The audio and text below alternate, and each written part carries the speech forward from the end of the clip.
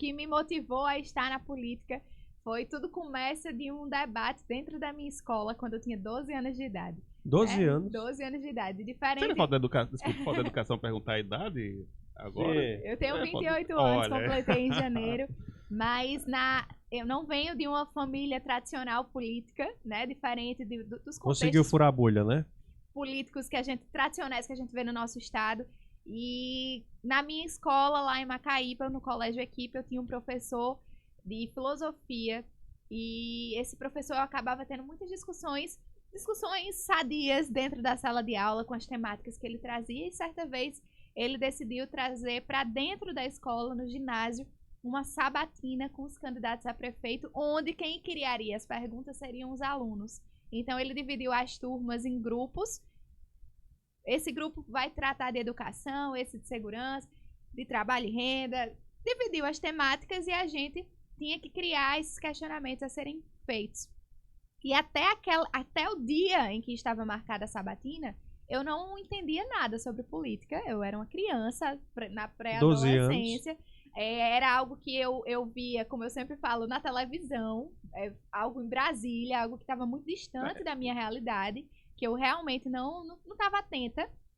E fui para a atividade, pelo ponto, como uma criança dentro de uma escola.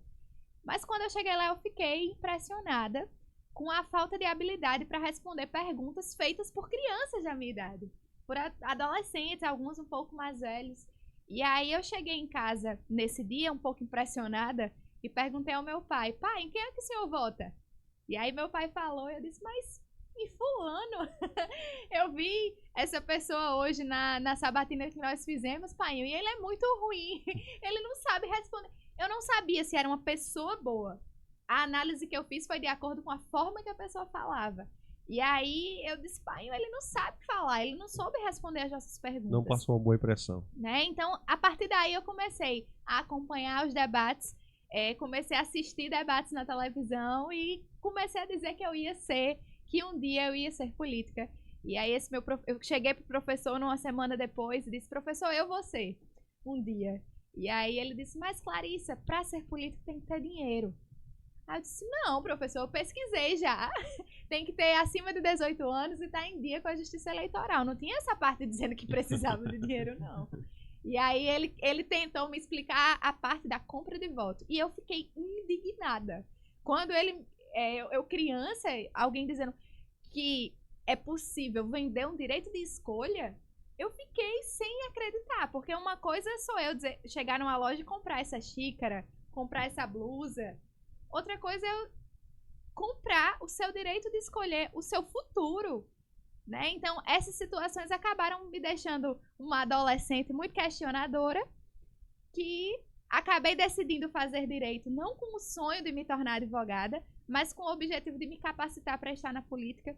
Porque, como eu sempre falo, essa função que hoje eu estou exercendo da vereança, né, como os cargos de deputados, senadores, são pessoas que estão ocupando o legislativo. E é aqui onde as leis são criadas. Exato. Então, a gente vê o direito muito na perspectiva do judiciário. É o juiz. É a ponta final. O juiz, o advogado, o defensor público, o promotor de justiça. Quando, na verdade, essas pessoas são os operadores do direito, mas eles Quem fornece as armas é o poder legislativo. O defensor público, o advogado, ele defende o direito de alguém com base na lei. O juiz julga com base na lei. Mas no fim da história, quem cria a lei é o poder legislativo. Quem cria a lei somos nós que estamos nas câmaras municipais, no Senado Federal e na Câmara dos Deputados, né? Então, e nas assembleias legislativas também. Então, quando eu compreendi que era assim que as leis são criadas, eu parei de dizer assim: é porque o judiciário é lento, é porque o judiciário é moroso. De fato, existem situações como essa. Mas a lei é falha porque quem ocupa alguns desses cargos são pessoas que às vezes não têm capacitação para estar criando lei, tomando decisões sobre vidas de outras pessoas, tomando decisões sobre impostos, sobre crianças, sobre grávidas, são tantas situações que a gente está tomando decisão que eu acho que, no mínimo, essas pessoas precisam ser capacitadas para ocupar essas funções. Então, deu esse start na minha cabeça na adolescência, e aí eu comecei a dizer que eu ia estudar com esse objetivo e quando me formei, tirei a OAB, me candidatei naquele primeiro ano e daí então a gente segue se capacitando para estar ocupando essa função. Então